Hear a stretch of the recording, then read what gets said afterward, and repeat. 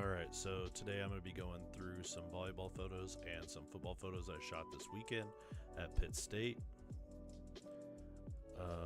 Let's see, football, you will see a new POV style that I put together with a face mask. For volleyball, I used the 300, the 70 to 200, and the 85 prime this weekend. So, trying to change it up a little bit with focal lengths and positions of where I shoot from.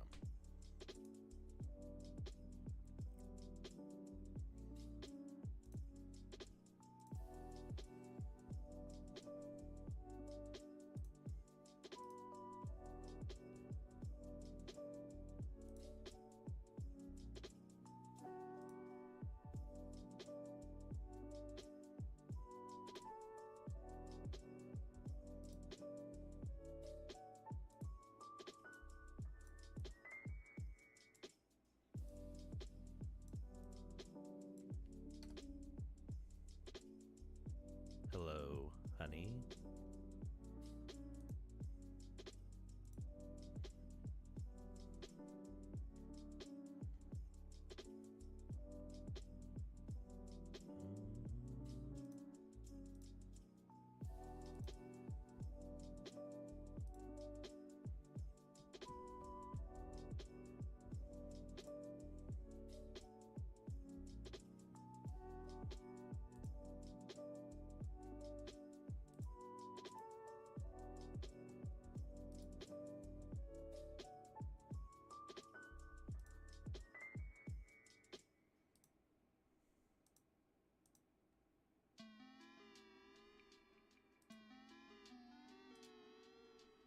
Whoa.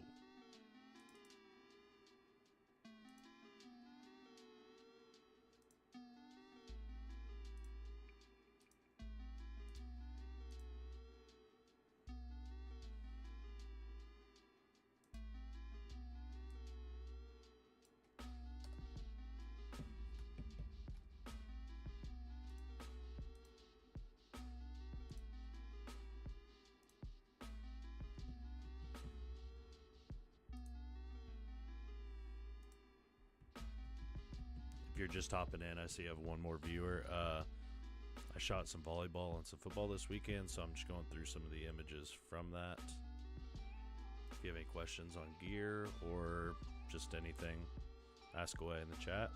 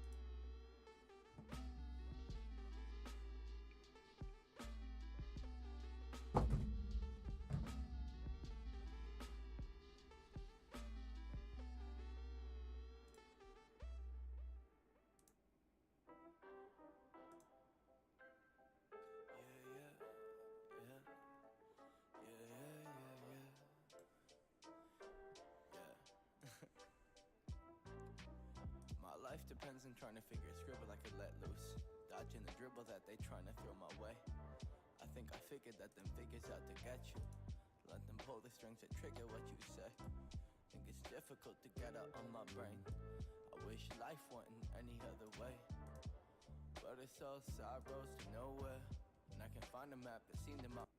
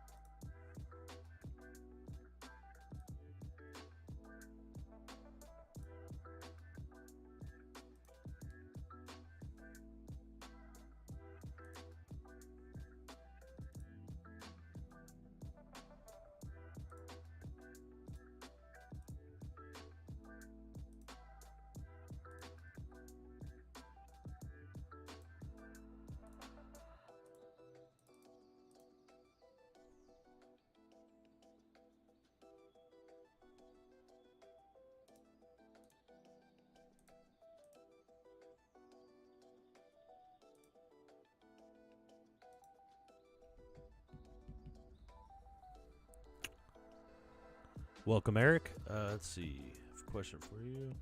When I shoot soccer, especially baseball, I get the ball distorting. I shoot on the R6. I was wondering, should I switch to mechanical?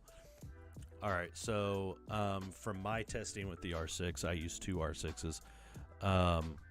The electronic shutter, I think, has something called rolling shutter. So it causes like baseball bats to be bent weird, or balls to be oblong. It kind of stretches the ball. You'll see it in like the baseball or the softball as well. Probably in soccer. I haven't shot a lot of soccer with the R6 at all, but yes, that is that's the downside of shooting with the electronic shutter. Though it's faster frames per second, you're going to get that stretch in certain areas. I think this photo right here I actually have up was shot with the electronic shutter, and you could see the ball is kind of stretched because of it. I don't typically use electronic shutter in volleyball. I just wanted to switch over and try it. So I tried it out for one game, and you can see it a little bit here that it's stretched out. So that is a downside of using the electronic shutter. So to fix that, yeah, going to mechanical would be better.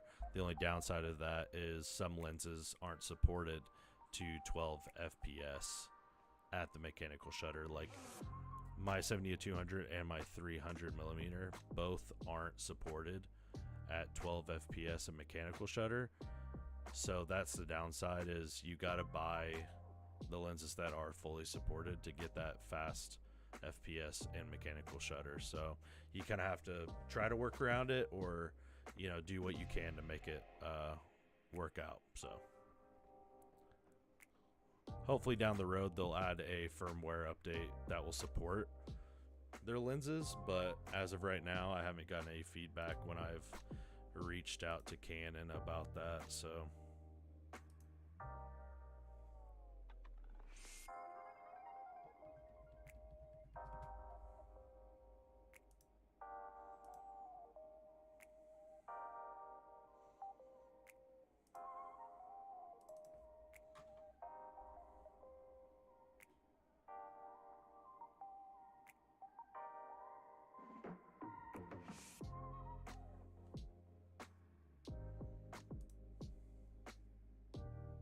hey, no problem. Thanks for jumping in, Eric. Appreciate it.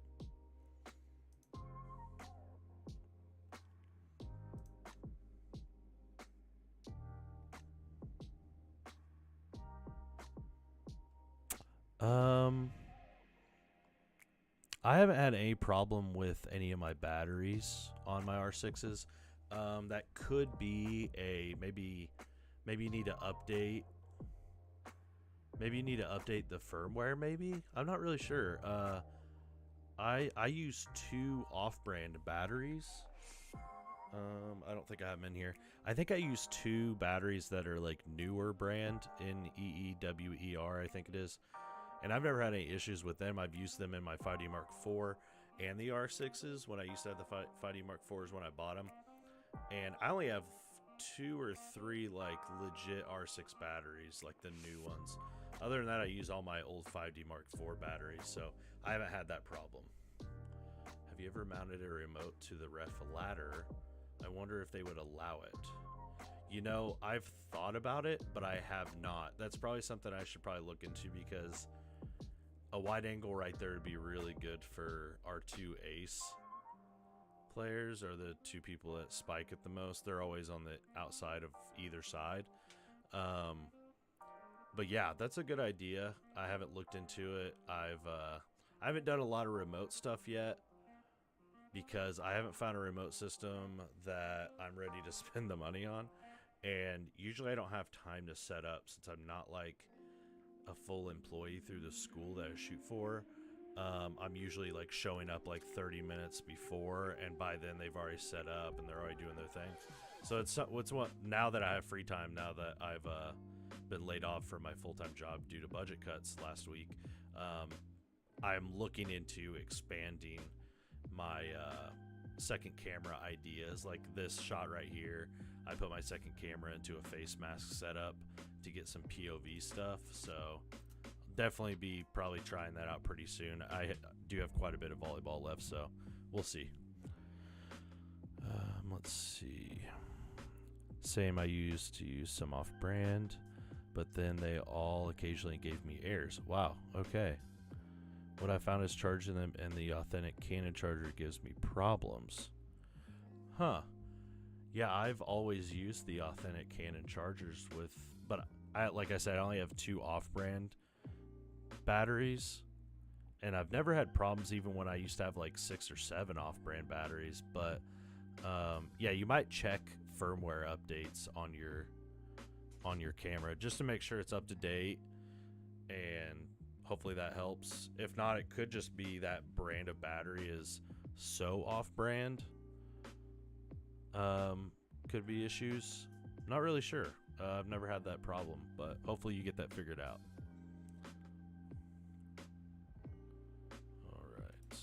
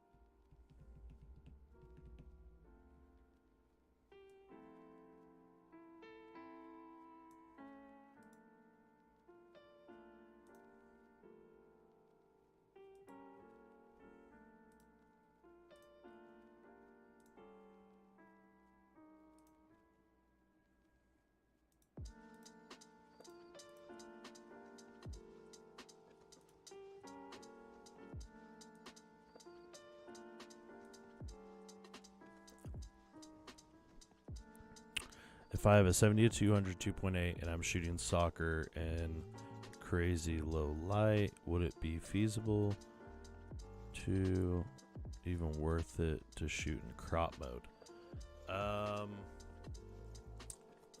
I really can't answer that. I've never shot in crop mode to get closer, because I mean, you're gonna lose it's gonna cut down your megapixels anyway, so you might as well just shoot in full frame and just crop it if you're gonna. That's my thought process, but I'm not really sure if that would cut your light at all by going to crop mode. My Sigma 150 to 600 aperture isn't big enough to shoot at my works field unless I go to. Yeah, that's the problem with even like my volleyball photos I was going through. I'm at like ISO 6400, which on the R6 isn't too bad, but it's still pretty high. And then like towards the end of the game in football, I'm at 10,000 ISO. It's not the greatest, but it's what you got to do to get the lighting. So I know exactly what you're talking about. I would just shoot full frame and just crop.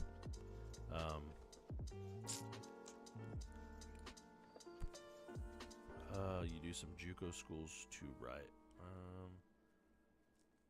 I mean, I've shot some JUCOs in the past, but I'm primarily with Pittsburgh State University now, so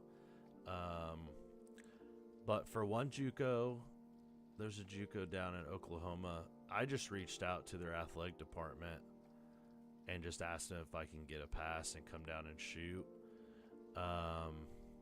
I did it through Instagram just because they can go to my page and see that I've shot for other schools and stuff.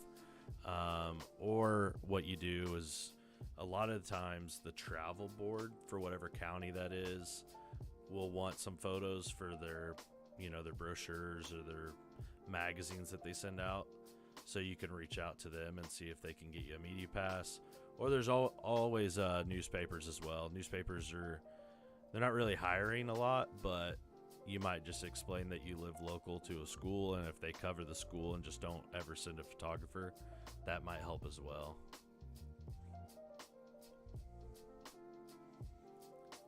But most of my starts were with newspapers, so I kind of got that reach first and that like conversation going by being with like a couple newspapers locally that already covered the schools. So when I got done with the newspaper work, they already kind of knew me or they had seen my work.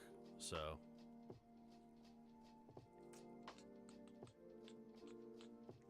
yeah, getting them to pay you is I feel like a lot of schools undervalue good photography for branding and everything, which is kind of crazy. But yeah, travel boards are a really good way. I don't think a lot of people really think about it, but a few of my first, now that you mentioned JUCOs, I did shoot a couple JUCO championship games at Pittsburgh State, and I shot those through Crawford County, which is the travel board in Pittsburgh, Kansas. So they hired me and I shot through them for a while, for a couple years actually. So, and I did like track for them a few years ago and last year, the track championships that came through Pittsburgh. So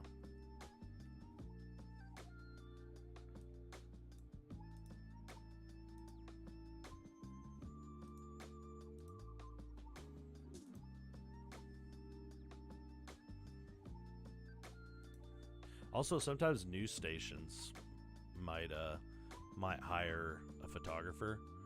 I know I kind of got some boxing stuff back in the day through the newspaper and the news station that was looking for some photos for future promotions that were going to be coming up for the boxing stuff they were doing around here. So, but yeah, finding people that appreciate it and understand that they need good photography for things is hard to find sometimes.